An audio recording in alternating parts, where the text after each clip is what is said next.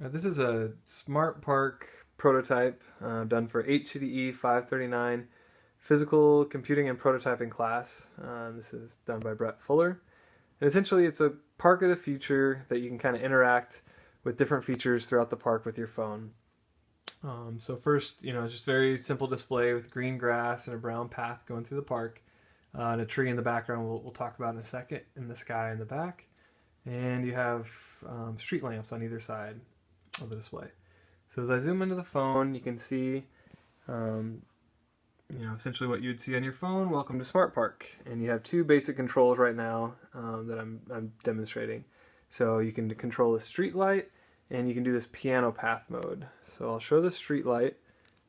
Essentially, you can dim the lights or change the colors, and that would be the lights nearest you. And there'd be some way to kind of get in line if you wanted to control the lights next.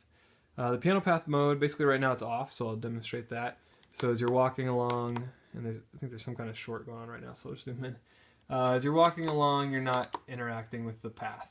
But if I turn the lights on, you can see them now. You're walking along, and essentially the path generates energy, that's being done right now throughout the world in smart futuristic parks. And there's also those pianos that you can play with your feet. So this one plays a tune, and essentially as you're walking along, you could play different notes. Okay, so this is demonstrating you being able to interact with the trees. So I'll push this star button and I'll show you what it says. Let's see if I can get to a better angle. How about that? So in Australia, they did this thing at a park where you could email the trees, and it was a very immersive experience that the people really enjoyed. So this was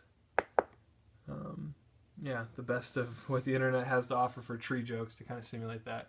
Okay, and as you continue to walk through the park, you get to this place over here where you have essentially a driverless pod that would come pick you up and take you where you want to go. And it's got a magnet in it right now, so if I get it in the right spot, a green light lights up and basically lets you know that your pod is ready to take you to a different part of the park. Okay, so now what happens if an alert comes through? So say a flood comes through.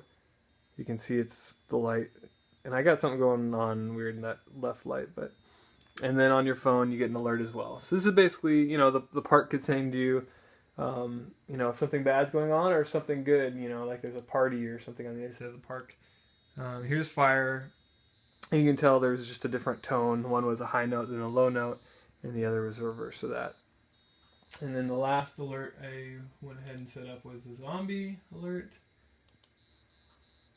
And it's supposed to be Beethoven's Fifth. I don't know if you can hear that from the piezo buzzer. But that's it. That is my Smart Park of the Future.